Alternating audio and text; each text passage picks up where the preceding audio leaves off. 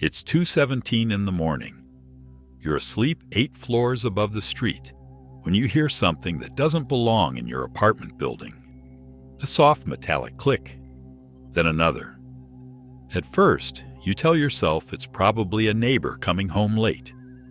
Then your front door moves slightly against the frame. Someone is testing it.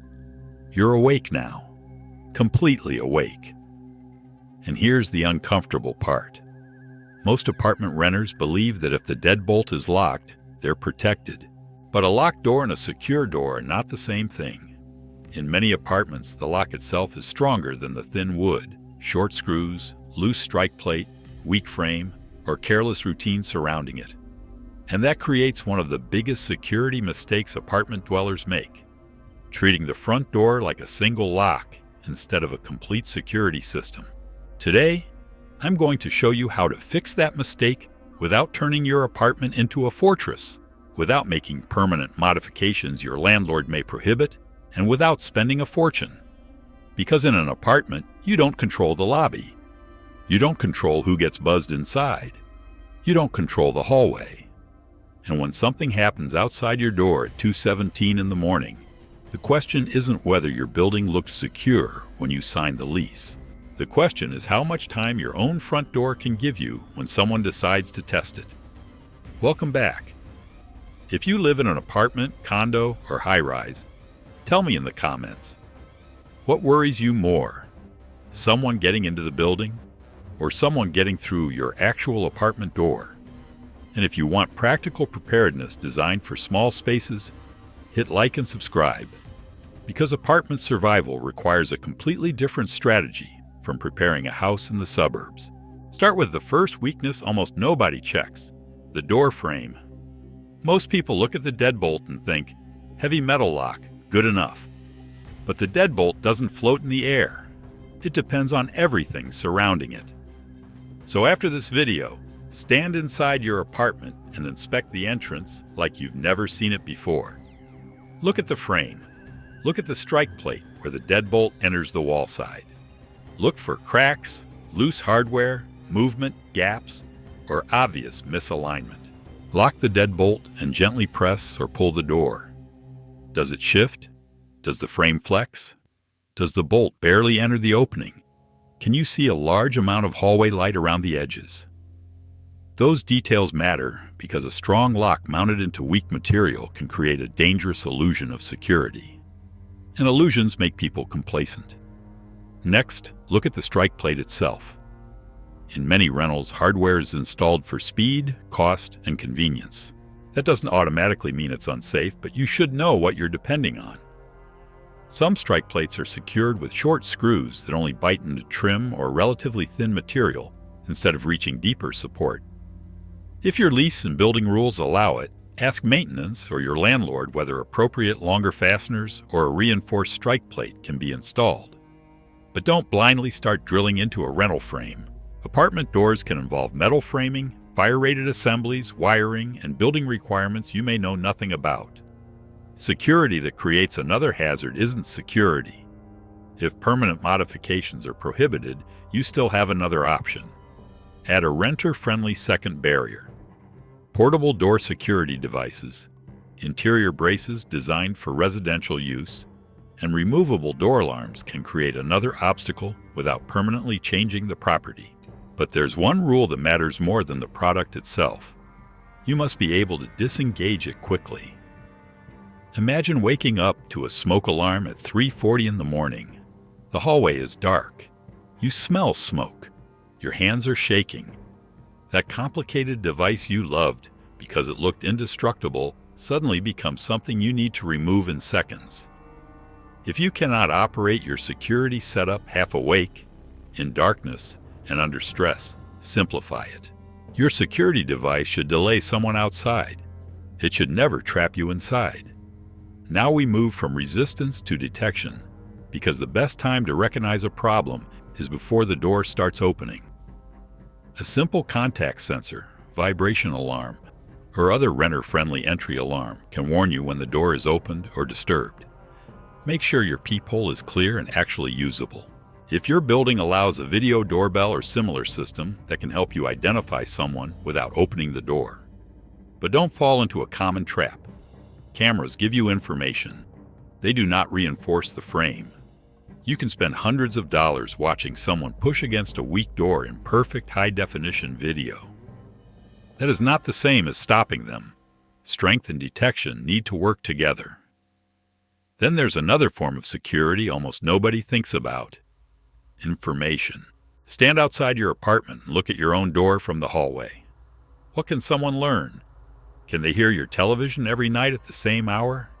Can they tell when you're home because light shines through a large gap? Do packages sit outside for hours?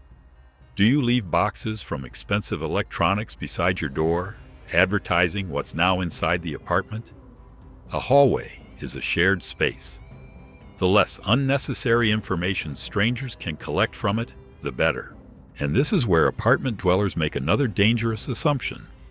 They think the locked lobby downstairs is their first line of defense. It isn't. It's a shared layer. Residents hold doors open. Guests follow people inside. Delivery workers come and go. Contractors have access.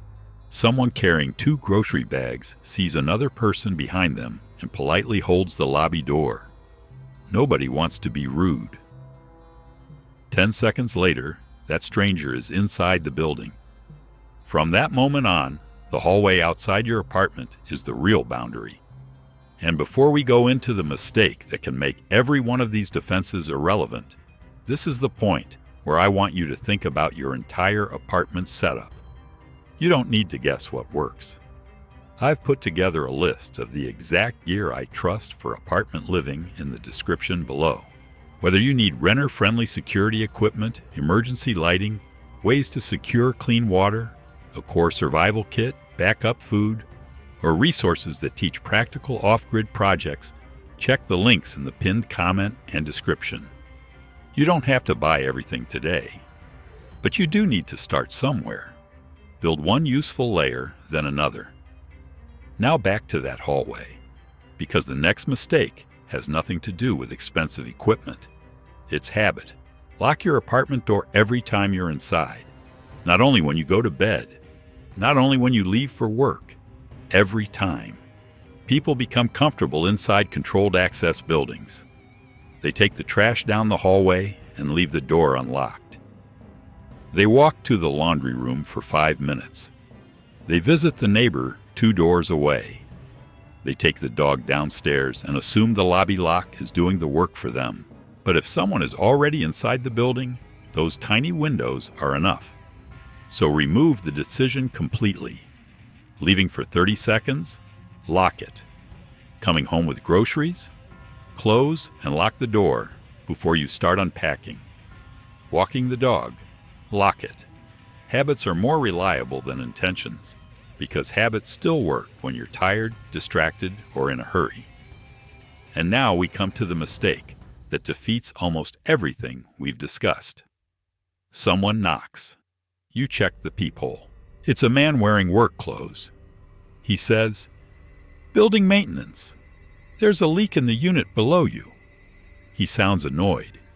He says they need to check your bathroom immediately. You weren't told about any maintenance, but the explanation sounds possible. He knocks again, harder this time. "Ma'am?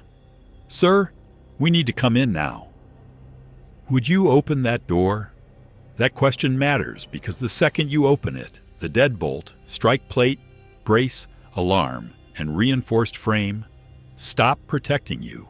You removed the barrier yourself. This is exactly why unexpected visitors need a verification routine.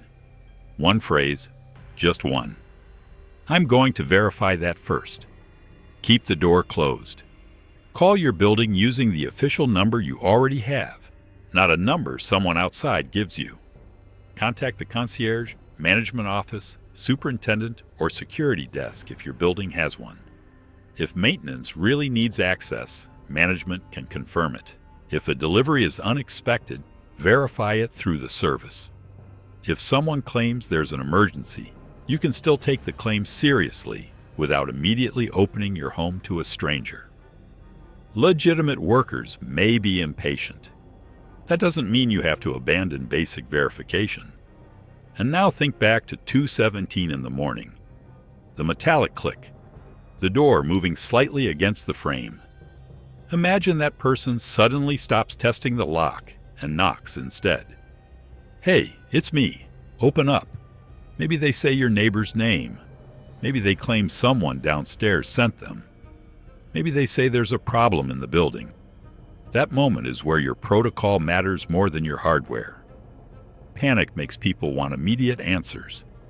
A routine gives you something better. A sequence. Door stays closed. Identify. Verify independently. Create distance if something feels wrong.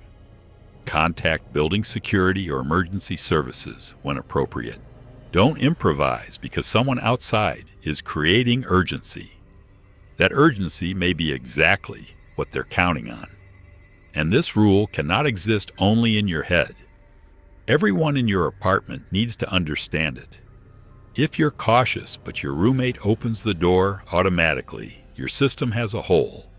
If your teenager thinks anyone wearing a uniform must be legitimate, your system has a hole.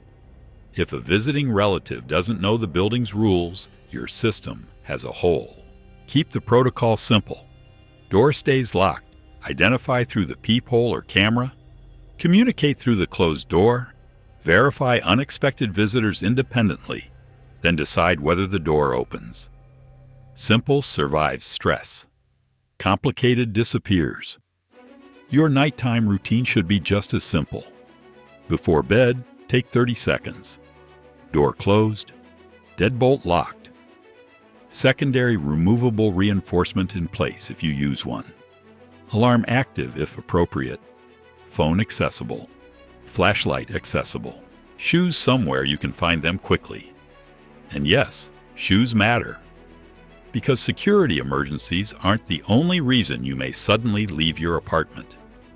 Fire alarms, broken glass, blackouts, flooding, earthquakes, smoke, or an evacuation can put you in a dark hallway filled with hazards. Your apartment security plan should never be so focused on keeping people out that it prevents you from getting out quickly when you need to. Which brings us to a final scenario. It's not 2:17 anymore. It's 11:46 at night. Someone is outside your door, and this time they aren't pretending to be maintenance. They hit the door hard. Once, then again. You can hear the frame react.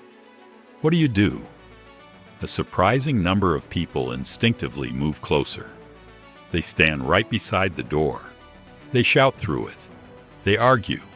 They try to understand what's happening while remaining inches away from the exact point being attacked. Don't do that.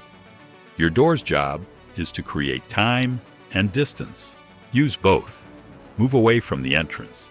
Get other household members into a safer position based on your apartment layout and the situation. Contact emergency services when appropriate. Alert building security or management if available. Do not turn an unknown threat outside the door into a face-to-face confrontation simply because you want more information. Security is not about proving you're brave. It's about making decisions that keep your options open. And now let's go back one final time to where this started. 2:17 in the morning. Metallic click. The door moves. Someone is testing it.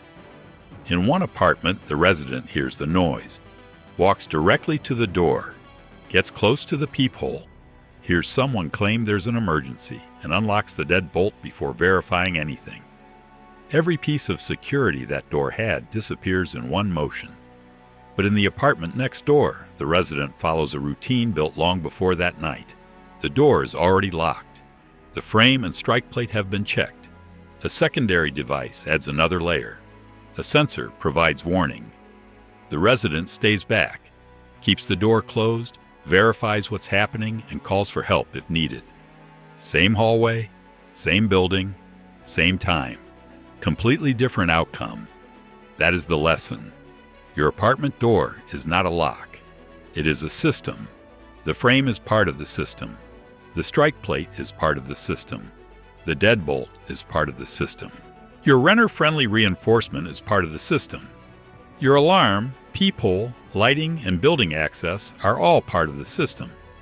But the most important part is your behavior.